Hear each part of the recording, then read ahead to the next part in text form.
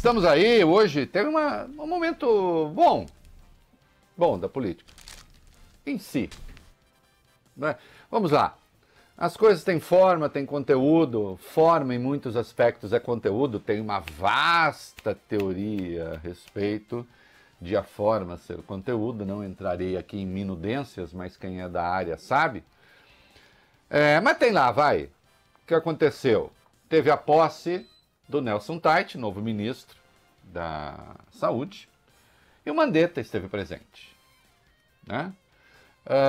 Discurso ali, digamos, de paz, fazendo a transição, né, sem haver a ideia do confronto, que eu achei legal.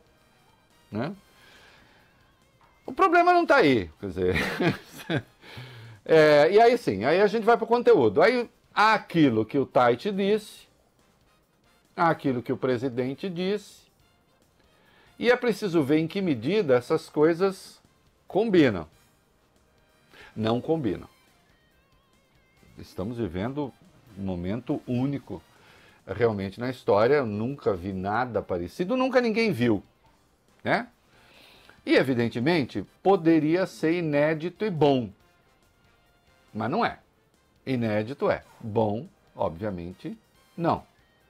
Porque continua a haver o bifrontismo da orientação. A orientação do Nelson Teich, até onde acompanhei, segue sendo a mesma do Mandetta em relação ao distanciamento social.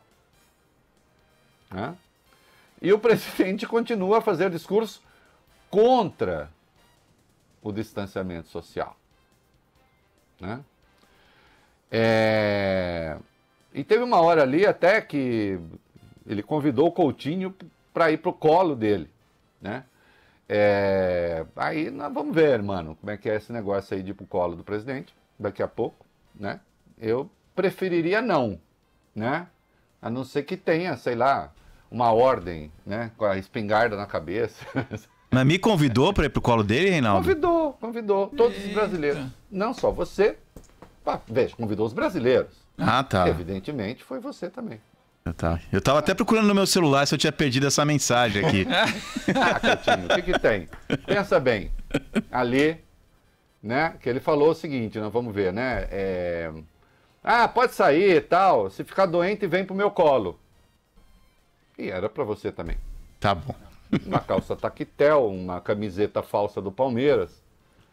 É um risco que eu corro, porque se agravar, vem pro meu colo. Aí, como é que é, presidente? É um risco que eu corro, porque se agravar, vem pro meu colo. Você sabe que é o risco que eu corro. Por que ele corre? Ele convida, ele me pede a mim, o Coutinho ainda é jovem, eu sou velhinho. Ele pede a mim que saia à rua, vamos aí e tal. Se eu ficar doente... Aí eu vou pro colo do presidente. Isso me lembra uma música antiga do OGP. Se agravar, vem pro meu colo. Tem uma música antiga do OGP, que hoje as feministas não gostam muito, mas o sambão é bom. Né? Desejo da paixão que me alucina, vou me embrenhar nessa mata sobre existe uma cascata que tem água cristalina. Aí então vou te amar com sede, na relva, na rede, onde você quiser. Quero te pegar no colo, te deitar no colo, te fazer mulher. Quero te pegar no colo, te deitar no colo, te fazer mulher. Eita, GP, não, vou hoje, ô mano. Te amar, faz de conta que sou o primeiro na beleza desse teu olhar. Eu é um quero risco que eu estar corro, o teu... porque se agravar, vem pro meu colo. Deixa eu te amar, faz de conta que sou o primeiro. Ô, presidente. As feministas ouvindo essa música aqui, tem que ficar brava mesmo. Que papo é esse? Quero te pegar no colo, te deitar no solo e te fazer mulher. Quer dizer, não era mulher antes, só depois de pegar no colo. Gravar, vem pro meu colo. Não, sai pra lá, que isso? Mas é um tal de casamento, divórcio, vem pro meu colo, beijo hétero. que se passa? Merece um estudo psicanalítico isso. Vou não. Tem essa de colo, não. Quer dizer, tem que tirar essa calça tactel, essa camiseta do Palmeiras. Camiseta do Corinthians, mano, aí não sei. Já começa meu coração a ficar meio balançado. Tá errado. Ah, tá fazendo palhaçada. Eu tô fazendo palhaçada com isso? Eu não. Eu acho esse assunto muito sério. Muito sério. Eu acho tão sério quanto a cara do novo ministro, que tem um ar pesaroso, assim, né? Uma coisa meio... mistura de Mick Jagger com Bento Carneiro, né? Uma coisa ali dramática. Que eu espero que faça um excelente trabalho. As falas iniciais dele são boas. As falas iniciais dele são boas. Hã? Já o que ele falou num congresso sobre velhinhos, aí a gente já precisa pensar direito. Porque a função do jornalismo é essa. É pensar, pegar a fala dos homens públicos, submeter ao teste da realidade e ver se elas conseguem sobreviver a meros slogans publicitários. Eu não vi nenhuma fala do ministro que ofenda aquilo a que eu chamaria bom senso. Não vi. Há talvez um viés excessivamente burocratizante. Tem hora que tem um burocratês que entra ali no meio, que é mais difícil do que se embrenhar na mata de água cristalina da música do AGP. Pra gente chegar ali a coisa, né? Mas eu espero que isso não se traduza em inação, em cascatez. Uma coisa ele diz de certo, de correto, né? Precisamos ter números. Temos poucos números ainda. Mas isso não se deve, entendo eu, embora alguns queiram que não, eu acho que isso não se deve à incompetência do Mandetta, eu acho que se deve a uma dificuldade que o Ministério da Saúde encontrou mesmo para comprar os testes, né? Até respiradores. Nós tivemos um lote de respiradores que foi retido nos Estados Unidos. Né? Aí os Estados Unidos, nós não confiscamos. Não confiscaram. Chegaram lá, pegaram a empresa chinesa e falaram, nós pagamos mais, fica o troço aqui. Olha o malabarismo que o Maranhão teve de fazer para conseguir fazer respirador chegar lá. Porque se passasse pelos Estados Unidos, seriam retidos. Teve que fazer a compra via Somália. Espertamente conseguiram. Meus queridos, é preciso organizar esse discurso, é preciso que a gente saiba qual é a política pública. Até agora não está dando para saber. É a do ministro da Saúde? O bifrontismo continua. Como nós vamos ver. Ontem ainda, depois do anúncio do Tait para o Ministério da Saúde, o Bolsonaro foi lá para a porta da Alvorada, do Palácio da Alvorada. Atenção, a gente diz o Alvorada e Palácio da Alvorada. Eu tenho ouvido muito aí Palácio do Alvorada. Não, Alvorada é uma palavra feminina, né? Quando se diz o Alvorada, vale até um momento cultural, o Fábio Cuba, vale. Quando a gente diz o Alvorada... Claro que vale. É porque só deixa eu sair do AGP aqui para um pouquinho. Opa, tava bom, né? O Fábio Cuba tava ali. Quero saciar a minha sede no desejo da paixão que me alucina. Me chamou para dançar, Reinaldo. Eu adoro essa música. Memória afetiva. Lá pelos meios... Fábio Cuba tava perdidão no AGP ali. Quero te pegar no colo, te deitar no solo e te fazer mulher. Fábio Cuba. Momento cultural. Já emendo um no outro. Não, vamos aqui, ó. Não deixa de ser. É o seguinte, o Alvorada, porque você está pensando o Palácio da Alvorada. Aí você faz a elipse, que é a omissão de uma palavra, isso que é elipse. você faz a omissão na língua, né? Você faz a omissão de uma palavra, no caso, palácio. Então você diz o Alvorada, entendendo-se o palácio da Alvorada. E aí você diz Palácio da Alvorada. As pessoas, por contaminação, acabam falando Palácio do Alvorada, né? Voltando ao eixo. Nossa, tio, você tá indo muito... tem que ser rápido mesmo. Que não é programa Palerdo. Ele foi para as portas do Palácio da Alvorada e ontem falou a coisa mais agressiva de todas, que nós vamos ver daqui a pouco. Né? Chamou o Coutinho de covarde. De novo eu? Ué. Pediu para você ir pro colo dele. E depois te chamou de covarde. Depois me chama de covarde. Falou que você fica... Se bem que você não tá tão covarde. Quem é corajoso é o Fábio Cuba. Tá todo dia aí. Não fica em casa escondido, não. Verdade. Quem fica em casa é covarde. Que coisa feia. Vamos dar sequência ao nosso programa, meninos? Então, falando desta posse que houve hoje do Tait, Nelson Tait, nosso novo ministro da Saúde, né? Que logo vai pegar a sua guitarra para cantar I Can Get No Satisfaction. Parece o Mick Jagger, dá uma olhada, põe uma cabeleira nele ali. Né? Aliás, ô Fábio Cuba, a música que nos define, que define esse programa, We Can Get No Satisfaction. Estamos sempre alerta. Vamos lá, vamos pro Tait, quem é que fala? É você ou... Pode ser eu. Pode ser eu. Então vai lá, Coutinho. Tomou posse. Sai do colo, venha para o solo. Peraí, deixa eu sair aqui. Vamos lá. Tá.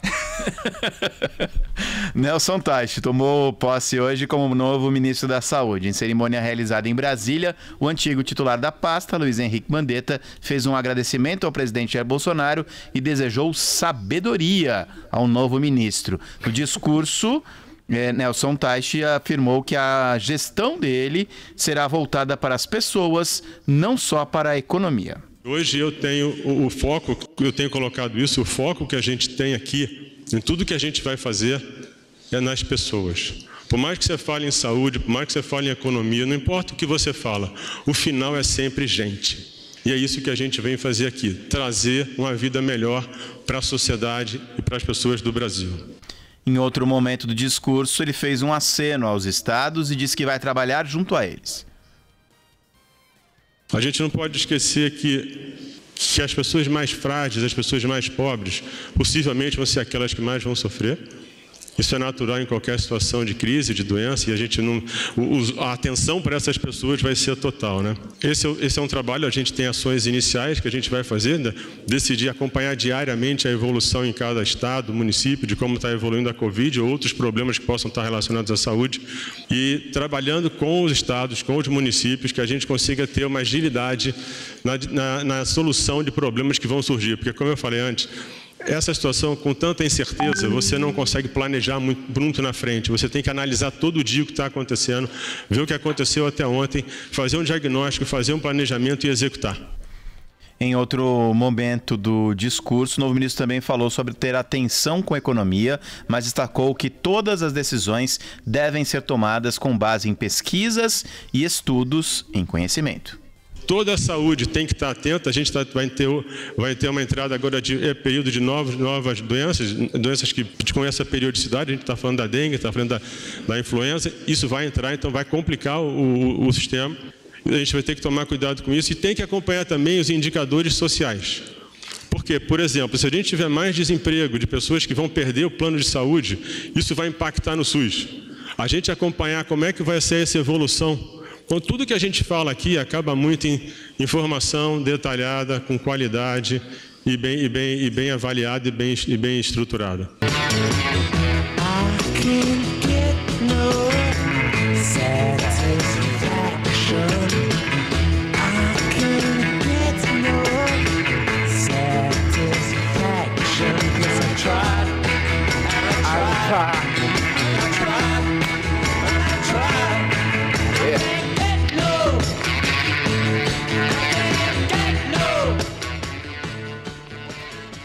Eu também não. Né? Nunca tá bom. Sempre precisa mais. Tô com o ministro. As falas estão ok. As falas todas estão dizendo assim, a gente precisa fazer a coisa certa, porque se a gente fizer a coisa certa, dá certo. Perfeitamente. É preciso ter informação? Perfeitamente. É preciso ter dados? Perfeitamente. Só vamos conseguir mudar o atual status, isso já estava claro, inclusive do isolamento social, se houver dados. Que é isso que se faz no mundo inteiro. Tem de ter a ampla testagem, por exemplo, diante da ampla testagem. Só que atenção, é ampla testagem, monitoramento das pessoas doentes e estrutura para o isolamento desses doentes. É o que foi feito na Coreia e está sendo feito ainda na Coreia do Sul. Não basta saber. Nossa, fizemos ampla testagem, está tanto a contaminação. Então vamos sair por aí. Dar uns bordejos. Porque tem certo raciocínio, tem raciocínios curiosos, né? O presidente ontem, eu não posso fazer nada, enquanto ele fizer raciocínios curiosos, eu terei de destacar os raciocínios curiosos dele. Falando da cloroquina, ele disse, se tiver receita, é isso aí mesmo. Não, você está inventando. Não, vai procurar. Se tiver receita médica, não tem efeito colateral. O quê? Se tiver receita médica, não tem efeito colateral? Quer dizer que se o médico receitou, não tem efeito colateral?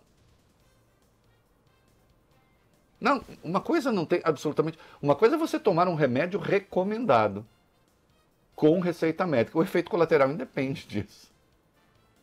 Né? Isso daí é quando você transforma, né, coisas que são co-ocorrentes em relação de causa e efeito. É um erro lógico de raciocínio. Né? Que até tem uma expressão em latim, viu, o Fábio Cuba? Momento cultural. Post hoc ergo propter hoc. Post hoc ergo propter hoc. Depois disso, logo por causa disso. Então você toma um remédio depois da receita, não tem efeito colateral, então quer dizer que foi por causa da receita? Não. Até porque você pode tomar depois da receita e ter efeito colateral. Terá sido por causa da receita?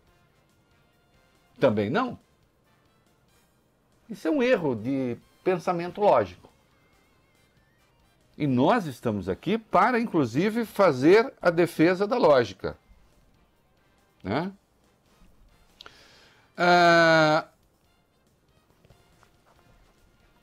Ele falou, tem aí o trecho da testagem em massa, né? Tem. Ele defendeu, quanto mais a gente entender da doença, maior vai ser a nossa capacidade, tem isso? Só preciso procurar aqui, mas deve ter. Não, mas vamos lá, eu falo aqui, Fábio, então na boa. Ele também falou, isso ontem ainda, quanto mais a gente entender da doença, maior vai ser a nossa capacidade de administrar o momento, planejar o futuro. Tá tudo certo. Sobre a cloroquina, faz parte daqueles medicamentos que podem ser eficazes contra a Covid-19. Quando você vive situações mais extremas de doença, em que a mortalidade é alta, você pode fazer uso de medicamentos. Mas qual é o ideal? É que este uso seja sempre feito de uma forma estruturada. Tá tudo certo. É isso mesmo. Né?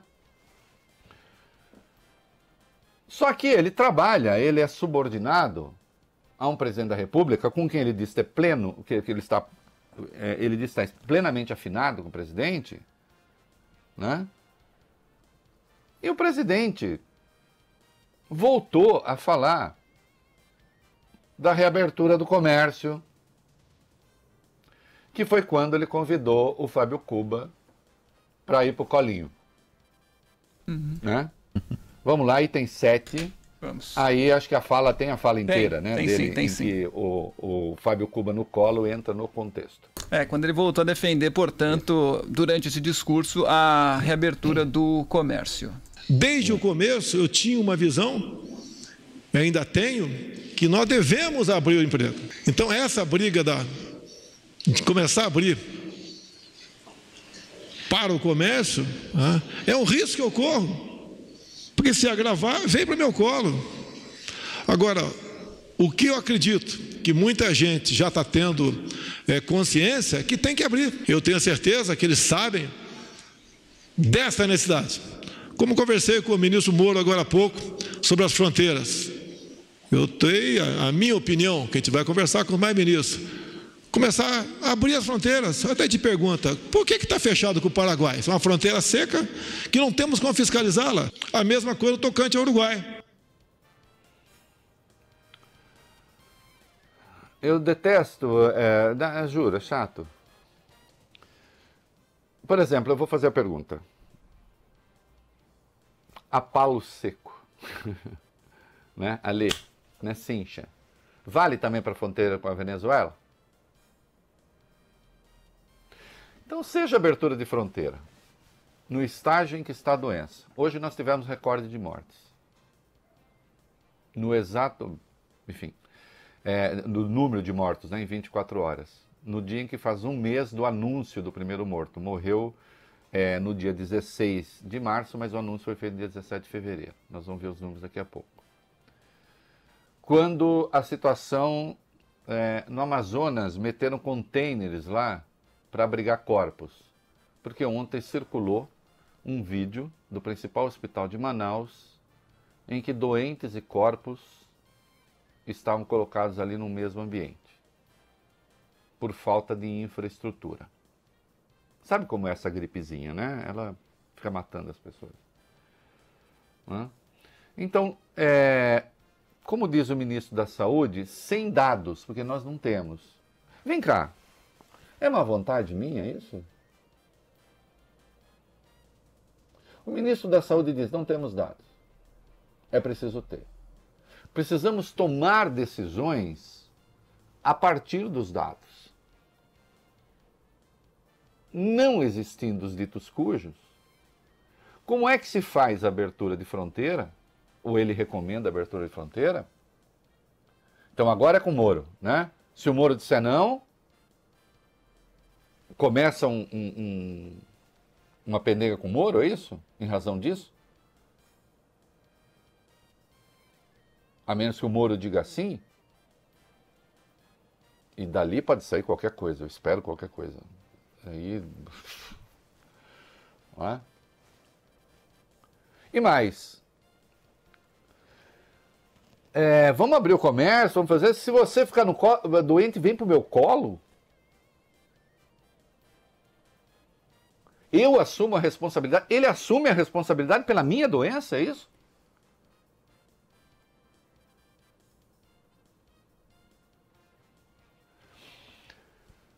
Eu falo muito das coisas que nem erradas são, né? Eu gosto dessa expressão, porque tem coisa, tem resposta que é errada. Eu fui professor durante 8 anos, 9 anos, né?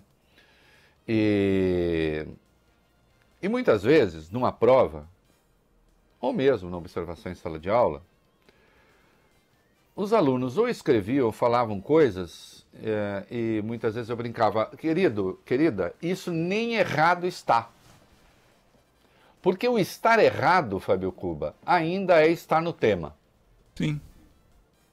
O sujeito está no tema e fala uma coisa errada. Entende? Mas dentro de um escopo ali de relações. E há aqueles que nem errados são, porque é tão improcedente, é tão fora de propósito que dizem, que nem sentido faz. Então vamos lá, ele poderia, e ele pode, se quiser, arriscar a própria vida.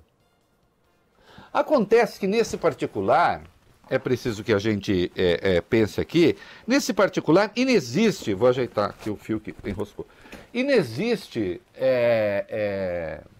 arriscar a própria vida. Você estará arriscando necessariamente a vida alheia. Aí ele pede que nos arrisquemos e que depois a gente vá para o colo dele. O que quer dizer vem para o meu colo? Ah, é uma brincadeira, mas brincadeira com o número de mortes que a gente tem aí, brincadeira com o fato de que São Paulo já começa a chegar perto do limite em alguns hospitais do atendimento.